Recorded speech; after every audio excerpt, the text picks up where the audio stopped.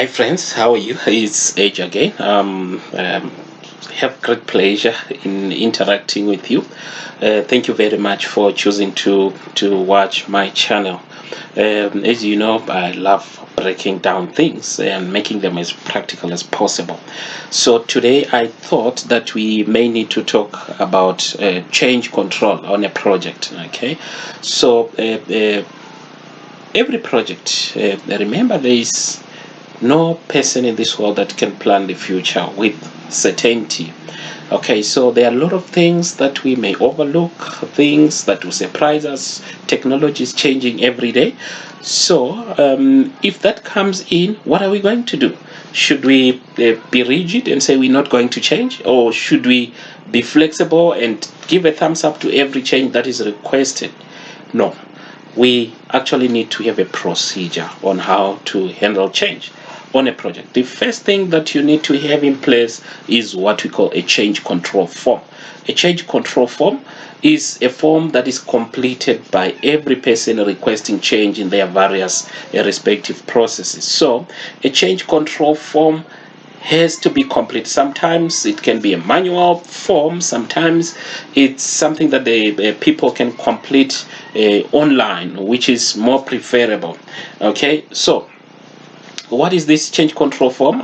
It's a form that says exactly what is required, how much it is, how much is it going to cost us in terms of money, how much is it going to cost us in terms of time.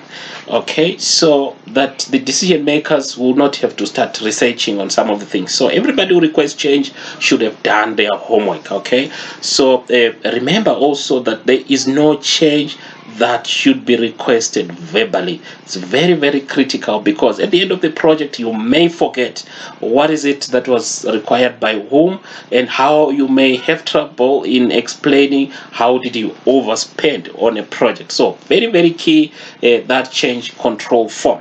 Okay, the second thing, once the change control form has been completed, depending on the agency of the matter, there needs to be a steering committee or change control board that will sit to deliberate on the necessity of the particular change.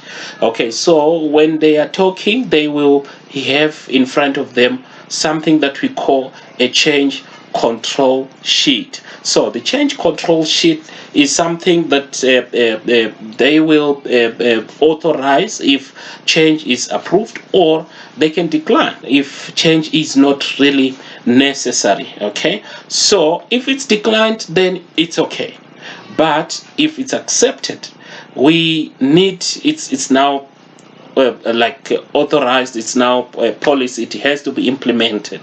Okay, so the first thing that you do as a project manager is to request to send communication to various stakeholders that are affected by that change, and quickly update the schedule. When you've updated the schedule, be quick as well to change the version number. Okay, there is a lot that we will talk on this particular topic, but I assume and hope that you got something out of this. Thank you very much for